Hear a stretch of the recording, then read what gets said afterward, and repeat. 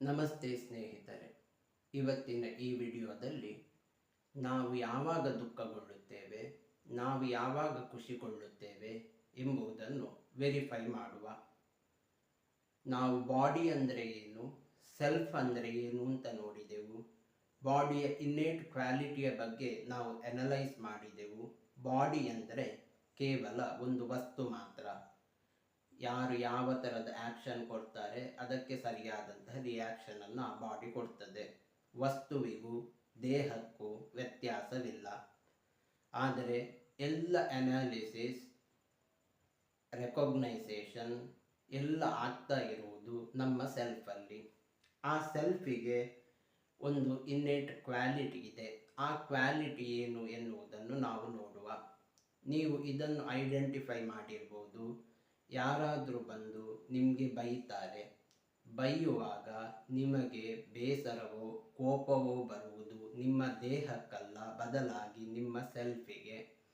ಯಾಕೆ ಹೀಗಾಗ್ತದೆ ಇದನ್ನು ನಾವು ವೆರಿಫೈ ಮಾಡುವ.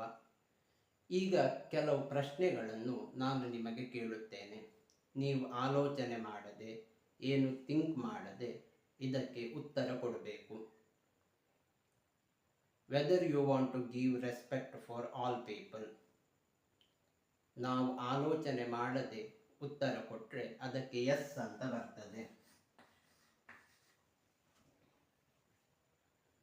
ಈಗ ನೋಡಿ, ನಿಮ್ಮಲ್ಲಿ ಏನೋ ಕೋಪಗೊಂಡಂತಹ ವ್ಯಕ್ತಿ ನೀವಿರುವಂತಹ ಸ್ಥಳಕ್ಕೆ ಬರುತ್ತಾನೆ.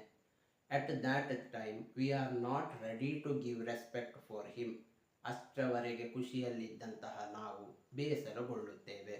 ಇದನ್ನು ಇನ್ನೂ ಕೆಲವು ಎಕ್ಸಾಂಪಲ್ ಮೂಲಕ ವೆರಿಫೈ ಮಾಡಬಹುದು. ನೀವು ಬಸ್ಸಲ್ಲಿ ಸಂಚರಿಸ್ತಾ ಇದ್ದೀರಿ. ನಿಮ್ಮ ಪಕ್ಕದ ಸೀಟ್ ಖಾಲಿಯಾಗಿದೆ. ನಿಮ್ಮ ಕ್ಲೋಸ್ ಫ್ರೆಂಡ್ ಬಂದು ಆ ಪಕ್ಕದ ಸೀಟಲ್ಲಿ ಕೂತ್ಕೊಳ್ತಾನೆ. ನಿಮಗೆ ಖುಷಿ ಆಗ್ತದೆ. ನಿಮ್ಮ ಪಕ್ಕದ ಸೀಟ್ ಖಾಲಿಯಾಗಿದೆ. ನಿಮ್ಮಲ್ಲಿ ಚೆನ್ನಾಗಿ ವ್ಯವಹಾರ ಮಾಡದ ಒಬ್ಬ ವ್ಯಕ್ತಿ ಬಂದು ನಿಮ್ಮ ಪಕ್ಕ ಕೂತ್ಕೊಳ್ತಾನೆ. ಸಡನ್ನಾಗಿ ನಿಮ್ಮ ಹ್ಯಾಪಿನೆಸ್ ಹೋಗ್ತದೆ. ಯಾಕೆ ಹೀಗಾಗ್ತದೆ? Because our innate nature says that we want to give respect for all the people, but we are not ready to give the respect for the person who is sitting near to us. ಈ ಕಾರಣದಿಂದಾಗಿ ನಮಗೆ ದುಃಖ ಪ್ರಾಪ್ತವಾಗುತ್ತದೆ. ಇನ್ನೂ ಒಂದು ನೋಡುವ. ಇನ್ನೊಂದು question ಕೇಳ್ತೇನೆ. Whether we want respect or not. ಜನರಲ್ಲಿ ಆನ್ಸರ್ ಎಸ್ ಅಂತ ಬರ್ತದೆ. ಈ ಕಾರಣದಿಂದ ಯಾವಾಗ ಎದುರಲ್ಲಿರುವಂತಹ ವ್ಯಕ್ತಿ ನಮಗೆ ರೆಸ್ಪೆಕ್ಟ್ ಕೊಡುವುದಿಲ್ಲವೋ ಆ ಕಾರಣದಿಂದ ನಾವು ಬೇಸರಗೊಳ್ಳುತ್ತೇವೆ. ನೀವು ಹೆಚ್ಚಿನವರು ಒಂದು ಪ್ರೋವರ್ಬ್ ಅನ್ನು ಕೇಳಿರ್ಬೋದು. Give respect, take respect. ಇದು ಎಲ್ಲಿಂದ ಬಂತು? It is the innate quality of our self. Because our self says that we want to give respect for all the people and we expect respect from other people. ಆಗ ನಮಗೆ ಯಾವಾಗ ಎದುರಲ್ಲಿರುವಂತಹ ವ್ಯಕ್ತಿಗೆ respect ಕೊಡಲಿಕ್ಕಾಗಲಿಲ್ಲ ಆಗ ನಾವು ಬೇಸರಗೊಳ್ಳುತ್ತೇವೆ. ಯಾವಾಗ ಎದುರಿರುವ ವ್ಯಕ್ತಿ ನಮಗೆ ರೆಸ್ಪೆಕ್ಟ್ ಕೊಡುವುದಿಲ್ಲ ಆಗ ನಾವು ಬೇಸರಗೊಳ್ಳುತ್ತೇವೆ.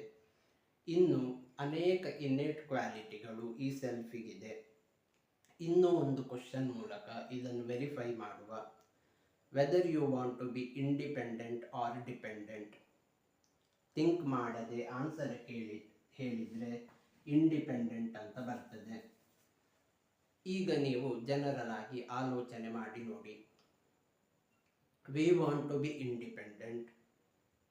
ನಾವು ಎಲ್ಲಿಗೋ ಒಂದು ಸಂತೆಗೆ ಹೋಗ್ತೇವೆ. ಸಂತೆಗೆ ಹೋಗುವಾಗ ಒಂದು ತರಕಾರಿಯನ್ನು ಪರ್ಚೇಸ್ ಮಾಡ್ತೇವೆ. ಎಷ್ಟೋ ಒಂದು ರೇಟ್ ಕೊಟ್ಟು 1 kg ನಾವು ಮನೆಗೆ ತಗೊಂಡು ಬರ್ತೇವೆ. ಮನೆಗೆ ತಗೊಂಡು ಬಂದಾಗ ಹೆಂಡತಿ ಹೇಳ್ತಾಳೆ, 1 kgಗೆ ಇಷ್ಟು ರೇಟು ಕೊಟ್ಟದ್ದ, ನಿಮಗೇನು ತಲೆ ಇಲ್ವಾ? Suddenly we start feeling sad. What is the reason? Our innate nature is we want to be independent.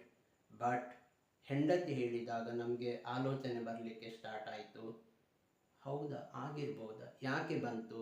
Because we are trying to be dependent.